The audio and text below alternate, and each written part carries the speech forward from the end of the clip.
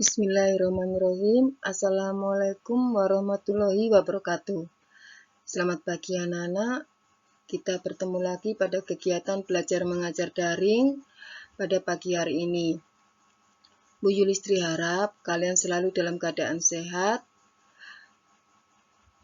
berbahagia, dan bersemangat.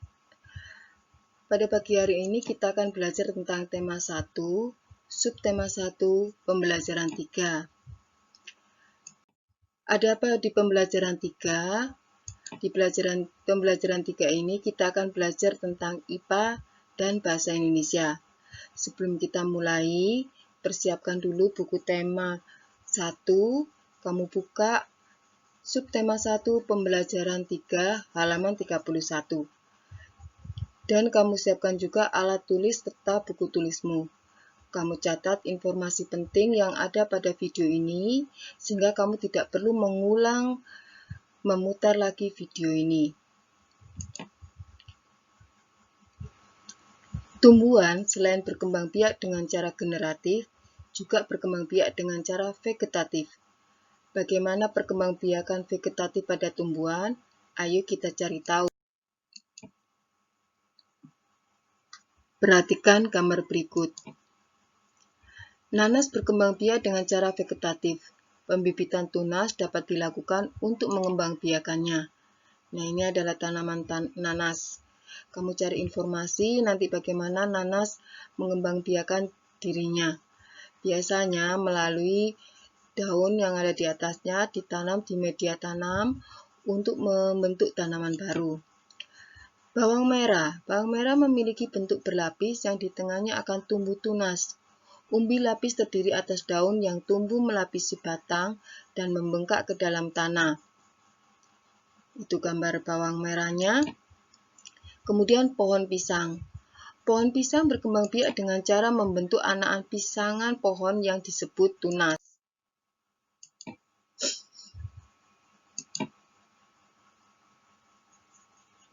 Vegetatif. Sekarang kita belajar tentang vegetatif. Beberapa tumbuhan tersebut berkembang biak dengan cara vegetatif. Tahukah kamu yang dimaksud dengan perkembangbiakan secara vegetatif? Perkembangbiakan secara vegetatif adalah cara berkembang biak suatu makhluk hidup yang terjadi tanpa melalui perkawinan. Makhluk hidup baru tumbuhan berasal dari induknya.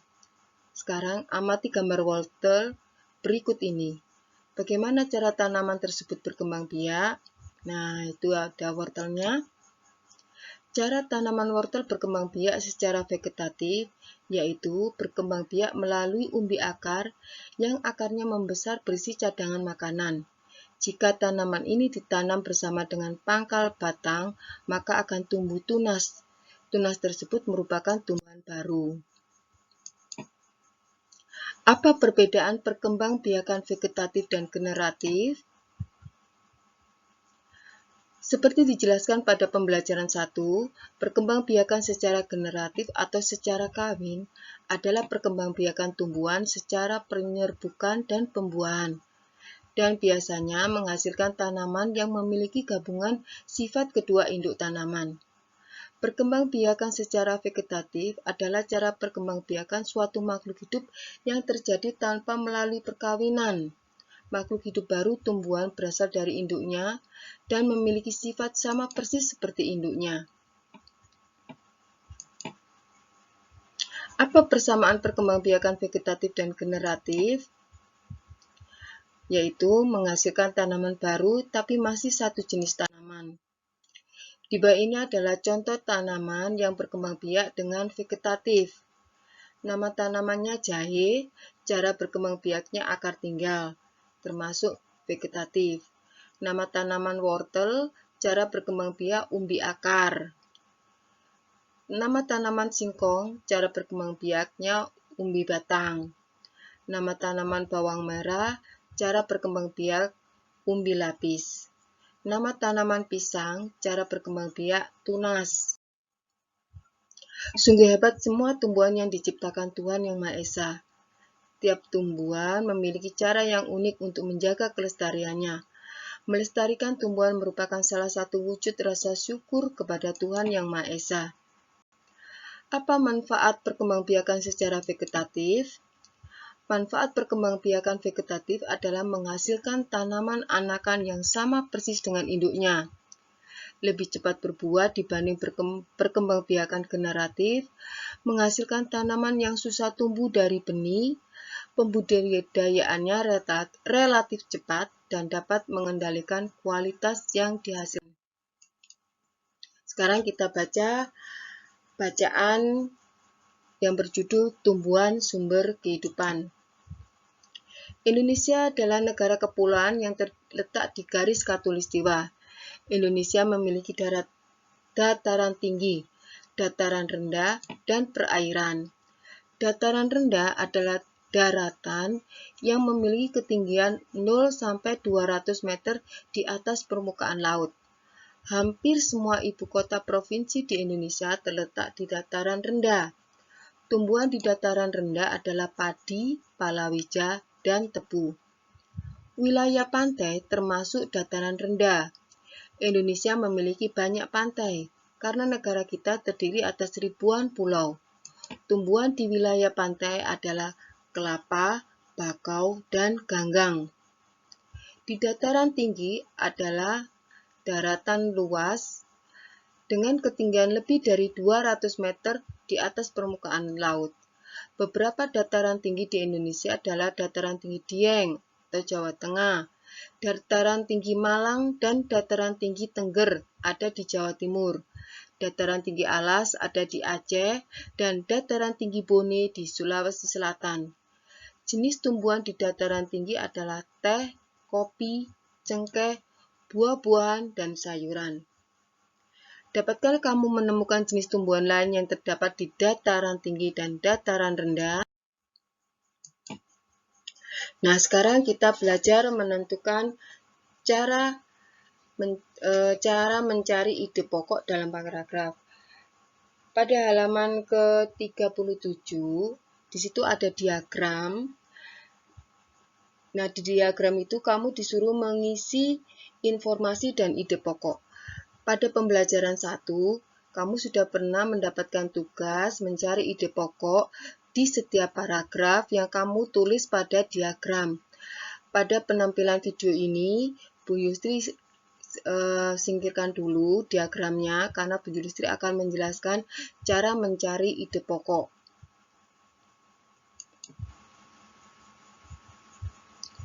Cara menentukan ide pokok dalam paragraf. Pertama, kamu mengerti dulu, apa itu ide pokok? Apakah selama ini kamu tahu apa arti ide pokok? Nah, ide pokok adalah ide atau gagasan yang menjadi pokok pengembangan paragraf.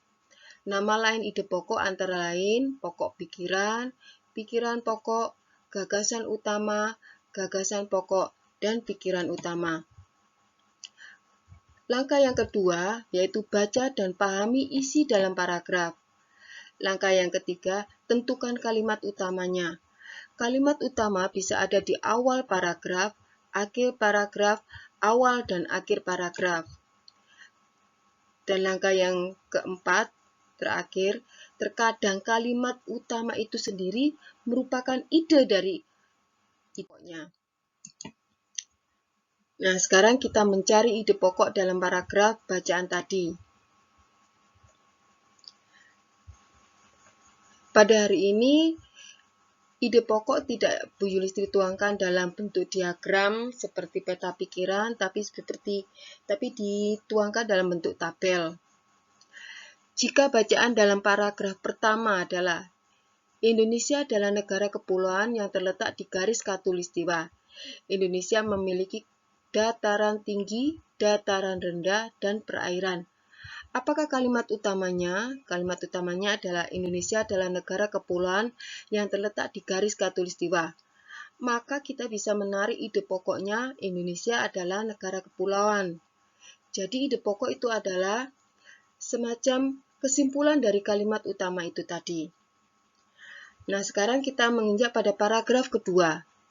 Dataran rendah adalah daratan yang memiliki ketinggian 0 sampai 200 meter di atas permukaan laut.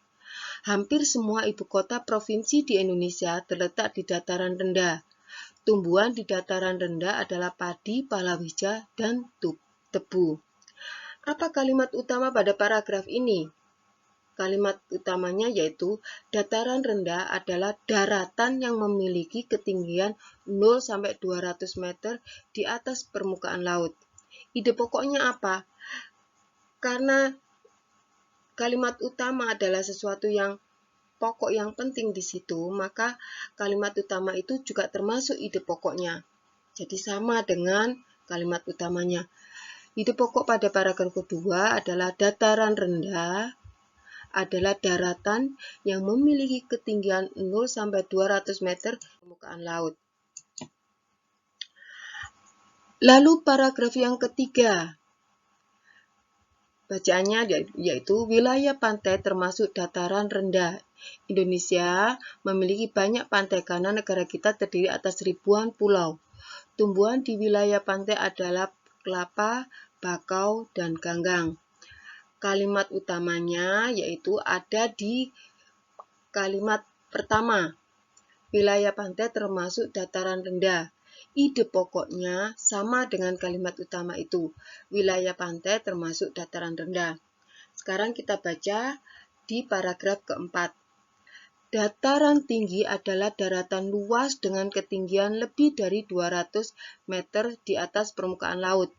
Beberapa dataran tinggi di Indonesia adalah dataran tinggi Dieng atau Jawa Tengah, dataran tinggi Malang dan dataran tinggi Tengger ada di Jawa Timur, dataran tinggi Alas ada di Aceh, dataran tinggi Bone, Sulawesi Selatan. Jenis tumbuhan di dataran tinggi adalah teh, kopi, cengkeh, buah-buahan, dan sayuran. Kalimat utama pada paragraf keempat yaitu ada di kalimat awal atau kalimat pertama. Yaitu dataran tinggi adalah daratan luas dengan ketinggian lebih dari 200 meter di atas permukaan laut. Oleh karena itu kita bisa menentukan bahwa ide pokoknya adalah dataran tinggi adalah daratan luas dengan ketinggian lebih dari 200 meter di atas permukaan laut.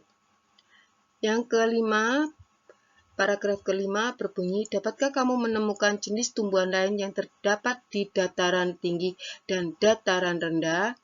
Kalimat utamanya, dapatkah kamu menemukan jenis tumbuhan lain yang terdapat di dataran tinggi dan dataran rendah? Ide pokoknya sama dengan kalimat utamanya. Dan bacaannya, karena bacaannya hanya memiliki satu kalimat, maka itu juga termasuk kalimat utamanya dan juga termasuk ide pokoknya.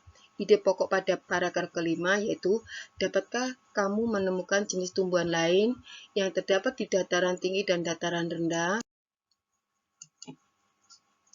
Nah, kita sudah di akhir video. Sekarang kita menginjak pada tugas dan penilaian. Pada pembelajaran saat ini, tugas dan soal tidak dikerjakan di buku tulis. Tugas dan soal ada di link soal yang dikirim di grup WA. Nanti akan dikirim, ya. Kemudian kamu buka link soal dan tugas, kerjakan sesuai dengan petunjuk yang diperintahkan. Sekian dan terima kasih. Waalaikumsalam warahmatullahi wabarakatuh.